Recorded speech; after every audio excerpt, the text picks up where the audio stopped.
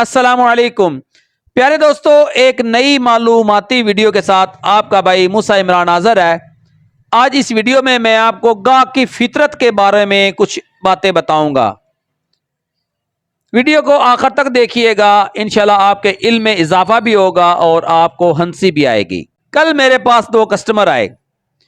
एक मोटरसाइकिल को स्टैंड पे लगा रहा था और जो दूसरा था वो अंदर आ गया। उसने मुझसे कहा कि इस मोबाइल का टच काम नहीं कर रहा। मैंने उसके मोबाइल को चेक किया और सबसे पहले जो फोकस मैंने रखा वो इस चीज पे कि ये जो कस्टमर है मेरा रेगुलर कस्टमर है या अननोन कस्टमर है। तो पता ये चला कि ये पहली दफा मेरी शॉप पे आया है। ठीक हो गया। मैंने उससे कहा कि इसका टच खराब है, इस सूरत में मुकम्मल पैनल चेंज होगा। तो उसने मुझसे कहा कि इसका पैनल कितने का है। पहले दोस्तों आपको पता है इस मॉडल का जो पैनल है तकरीबन 1800 या 1900 रुपए का हमारा अपना खरीद है। तो मैंने उस कस्टमर से कहा कि आपको 2200 रुपए में लगा के दे दूंगा, यानी कि तकरीबन 300 रुपए अपनी मजदूरी रख के। अब वो गाहक था, उसको मेरी बात पे यकीन नहीं आया।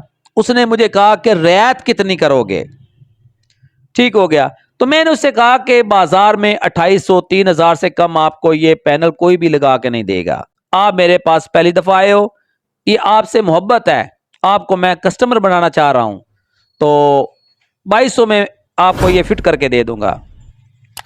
अब उसने कहा कि ये जो आप 2200 में लगा के देंगे ये कौन सा पैनल होगा। मैंने कहा जो मार्केट में सबसे अच्छी क्वालिटी में है वो लगा के दूंगा। तो उसने कहा कि ओरिजिनल लगा के दो हमें। ओरिजिनल कितने का है।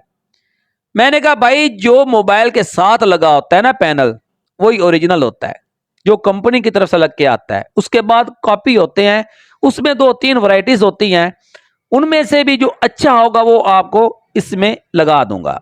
मैंने कस्टमर से कहा अगर आप किसी भी शॉप पे जाओगे और उससे ये कहोगे कि इस मोबाइल का ओरिजिनल पैनल लगवाना है, तो उस दुकानदार ने इसी पैनल को जो कि 2200 रुपए में मैं आपको लगा के दे रहा हूं, उसने आपसे 3500-4000 रुपया मांग लेना है और उसने लगाना यही है।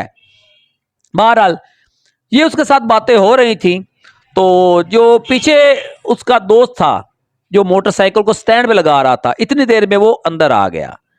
अब वो अंदर आया है, उसको नहीं पता कि अंदर बात क्या हो रही है, क्या माजरा चल रहा है।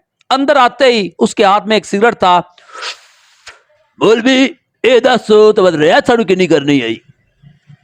अब होता बताऊं क्या है, ये जो होता है ना ये तीसरा फसादी होता है।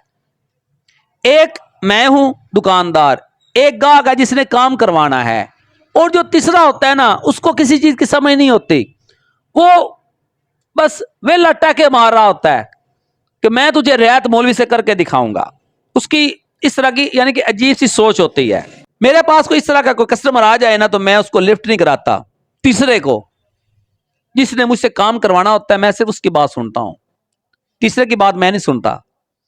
बहरहाल जब उस सिगरेट वाले ने मुझे कहा ना कि मौलवी रियायत क्यों नहीं करते हैं, मुझे पता चल गया कि ये अक्ल से फारग लोग हैं दोनों, इनको चीज की समझ ही नहीं है। अगर इस तरह के कस्टमर्स मेरे पास आए तो मेरी ज्यादातर कोशिश यही होती है कि मैं जान छुड़ाऊं। तो मैंने किया क्या, मैंने उस कस्टमर से कहा जिसने पैनल लगवाना था, टच लगवाना था, कि आपको जो पैनल मैंने लगा कर देना है, मैंने मंगवाना है बाजार से, उधर से हमने खरीदना है।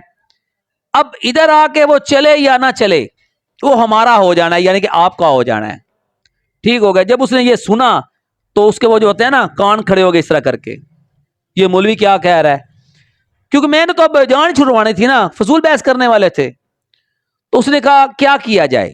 मैंने कहा ये एक बाजार है, जिस बाजार में मैं बैठा हूं इससे एक आगे बाजार है, आप उधर चले जाएं, कई दुकानदार हैं, उनसे जाके पूछें ये पैनल कितने का है, जो आपको मुनासिब रेट में लगा के दे, आपने उससे पैनल लगवा लेना है। तो मेरी ये बात सुनने के बाद जो तीसरा था ना वो खुश हो गया। उसने कहा हाँ मौलवी सही आता पे औदे जानने आए तो तू पसंद लवा लेने आए।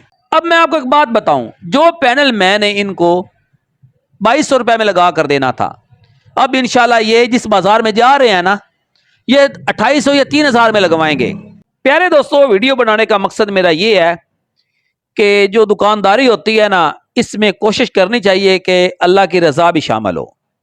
اب ان لوگوں کو میں کیا کہہ رہا تھا، 1800 یا 1900 روپے کا ہمارا خرید ہے، 300 روپے میرا حق بنتا ہے، میں اپنا حق مانگ رہا تھا ان سے، لیکن انہوں نے میری بات پہ یقین نہیں کیا۔ یہ یقین کرتے یا نہیں کرتے، جائیں باڑ میں۔ آئی بات کی سمجھ؟ اپنے رزق کو حرام نہیں کرنا ہوتا، جتنا آپ کا حق بنتا ہے آپ نے وہی لینا ہوتا ہے۔ میرے پاس اس طرح کے کسٹمرز آئیں تو میں چھٹی کرا دیتا ہوں۔